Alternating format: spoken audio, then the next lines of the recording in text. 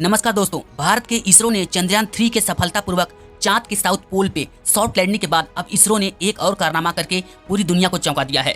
इसरो ने 2 सितंबर को लगभग 11:50 पे सूर्य का अध्ययन करने के लिए अपना आदित्य L1 मिशन सफलतापूर्वक लॉन्च कर दिया है। तो आइए समझते हैं आदित्य L1 के बारे में। आदित्य L1 सबसे पहले पृथ्वी की कक्षा से निकलकर तेजी से आगे बढ़कर पृथ्वी और सूर्य के पहले लैग्रेंज पॉइंट L1 के आसपास स्थापित हो जाएगा। तो आप सोच रहे होंगे कि आखिर ये लैग्रेंज पॉइंट क्या होता है। दरअसल पृथ्वी सूर्य का एक अंडाकार पाथ पे चक्कर लगाती है।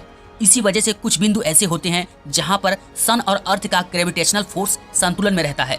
कुल 5 लैग्रेंज पॉइंट हैं। हमारी पृथ्वी से 15 लाख किलोमीटर दूर पहला लैग्रेंज पॉइंट स्थित है, जहां से सन की स्टडी करना आसान हो जाता है। इन लैग्रेंज पॉइंट को L से प्रदर्शित करते हैं। आदित्य L1 सन की क्या स्टडी करेगा, इससे पहले हमें सन के बारे में कुछ जान लेना चाहिए। हमारे सौरमंडल में सूर्य ही सबसे नजदीकी तारा है जो हमें प्रकाश देता है और पृथ्वी पर जीवन का एकमात्र स्रोत है। हमारे सन की एज अप्रॉक्स 4.5 बिलियन ईयर है। सूर्य में हाइड्रोजन और हीलियम गैस के कारण नाभिकीय संलयन रिएक्शन होता रहता है और सभी ग्रह सूर्य की ग्रेविटेशन के कारण बंधे होते हैं और सन के अराउंड ऑर्बिट करते रहते हैं।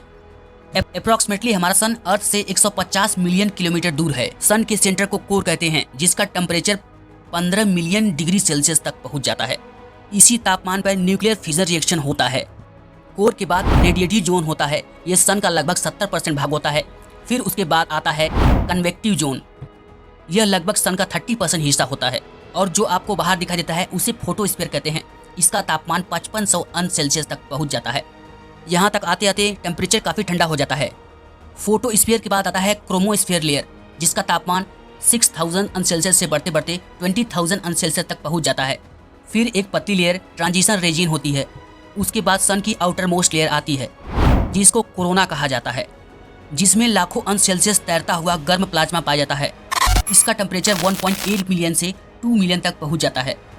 यहाँ फोटोस्फीयर लेयर से लगभग 500 गुना ज़्यादा टेम्परेचर होता है। आप सोच रहे होंगे कि क्या कारण है, सन के सेंटर से फोटोस्फीयर तक आते आते टेम्परेचर में कमी क्यों होती है, लेकिन इसके बाद टेम्परेचर बढ़ जाता है। अभी कोई नहीं जानता कि ऐसा क्यों होता है, लेकिन शायद आदित्य L1 इसका पता लगा सके। सूर्य पूरे सोलर सिस्टम का 99.86% मास रखता है। इसका रेडियस 1.39 मिलियन किलोमीटर है, जो हमारी अर्थ के रेडियस से 119 गुना ज़्यादा है। इसके मास की बात की जाए तो समझ लो कि सूरज में 3,33,000 पृथ्वी समा सकती हैं। हमारे सन से ही radio wave, microwave, infrared, ultraviolet और एक्स गामा रे जैसी किरणें निकलती हैं, लेकिन हम विजुअल स्पेक्ट्रम लाइट को ही देख पाते हैं। बाकी जो हानिकारक एक्स रे और गामा रे होती है वो हमारी पृथ्वी के एटमॉस्फेयर में फिल्टर कर दी जाती है, जिससे हम बचे रहते हैं। बाकी सन के आउटर सरफेस से पाए जाने वाले सन स्पॉट जो काले दिखाई देते हैं, जिनसे सोलर फ्लेयर निकलती है, ये आग की भयंकर लपटें होती हैं। सोलर विंड ये charge particle electron and proton की वेव होती हैं। ये विंड जब अर्थ की ग्रेविटी से इंटरेक्ट करती है तो हमें स्वीडन और फिनलैंड जैसे देशों में रंग बिरंगी लाइट देखने को मिलती है। इन्हीं सब प्रॉपर्टी का अध्ययन करने के लिए आदित्य L1 को भेजा गया है। सन की स्टडी के लिए कौन से इंस्ट्रूमेंट लगाए गए हैं, आइए अब समझते हैं। आदित्य L1 में देखा जाए तो 7 इंस्ट्रूमेंट यानी 7 पेलोड्स लगाए गए हैं। Number 1 VELC visual emission line chronograph. ये सन की कोरोना लेयर की स्टडी करेगा और कोरोना लेयर कैसे काम करती है उसके डायनेमिक मास की भी स्टडी करेगा। Number 2 suit solar ultraviolet imaging telescope.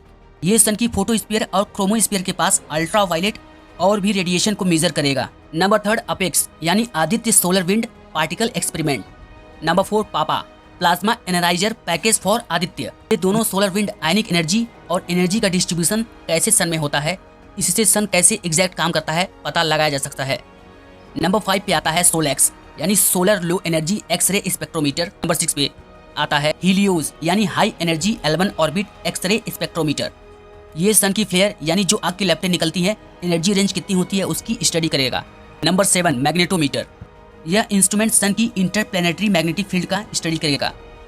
अब आगे देखना है कि आदित्य L1 सूरज के रहस्यों को कितना पर्दा उठा पाएगा, ये आने वाले समय में पता चलेगा।